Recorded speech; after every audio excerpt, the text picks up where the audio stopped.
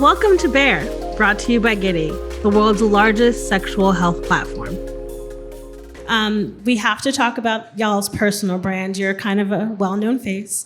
Was there any sort of hesitation when you started this company from either your agent or people in your life who were just like, because, people like celebrities should just like do what they're supposed to do, like act or play basketball, like don't get involved in other things. Was that something that you had to face when you started this? I think not so much for my team. Like at this point, they know I'm going to do what I want to do. And I plan things out and I think about things for a very long time. And I am incapable of doing something if I haven't kind of looked, I think, at every angle. And so they kind of are aware of that at this point. I do think that one of the insecurities that I had going into this was being labeled as another celebrity, putting their name on something, because you see a lot of that, and there's nothing wrong with that if that's what you want to do. It's a great way. People make a lot of money that way, but this is such a passion for Olivia and I that we really wanted to make sure that people understood that this is day in and day out something that is so important to us, and there's such a bigger picture here of what we want to accomplish. And so I think for me, it didn't necessarily come from my team, but I was like, oh yeah, I'm going to get asked questions about like, so did you just like, who does, like, what do you do? But I think we've surpassed that at this point. Well, it's also like you're human, like you're not a robot, like you have things going on. You're more than just your career, you're an actual person going through these things too. So yeah, definitely. It's just that I think the ability to do both, which women are very good at multitasking, I gotta say. And it's at the end of the day, it's like, I love acting, but yeah, I think having multiple outlets is very important as a human being.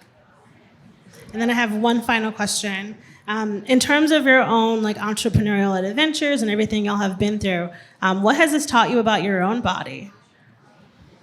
I mean, I came into this not knowing much. So I have learned so much. And I think what's really big for me is that my perspective has shifted and I'm extremely proud of my body, especially the industry that I'm in.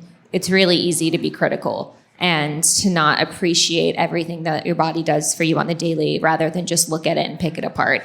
And so I think that's been really, really huge for me, is that I can wake up every day and go, you're a badass. Like you have the ability to create life, and you're, I guess walking around every day and going through all these hormonal changes and still accomplishing what you need to accomplish is very cool. And then finding the ability to work smarter and not harder with my body is huge for me, because a lot of things I've been able to change because I do cycle sync. And so I really plan out my schedule due to if I'm in my follicular phase and I'm more social, or my luteal phase and I know that I'm going to be a bit more of an introvert. And just having the control over that and knowing like these 2 days, I'm not going to go see anyone because I know these 2 days, like my mood fluctuates. Like that alone is just, it's been really a game changer for me. Yeah. I agree. And for me, it's just having a lot more compassion for myself. I even have a problem with the word PMS because I think there's such a negative connotation with it of being crazy or bitchy or having anger issues. And now I'm always like, I'm luteal because I have way more like body literacy. I know what's happening in my body. And when you have that, you can have way more compassion for yourself because you know what's actually going on. You're not just like, I'm crazy for absolutely no reason. And then you wake up the next day and bleed and you're like, oh. So once you can kind of have more awareness around your body and your menstrual cycle, it's like you have a superpower. Okay, I lied. I have one more question. What advice would you give to people like starting out on this journey for themselves, like research-wise, talking to their doctor? Yeah, definitely. Like we said in the beginning, we very much believe at Hummingway is like sharing your story is the first step in reclaiming your health. And definitely go on our platform, The Regular. It's a lot of digestible fact check content because when we were doing our own research, it was very overwhelming and we didn't feel like we had a safe place that we could trust the information, and take it every day as the day comes. Don't overwhelm yourself. It's okay.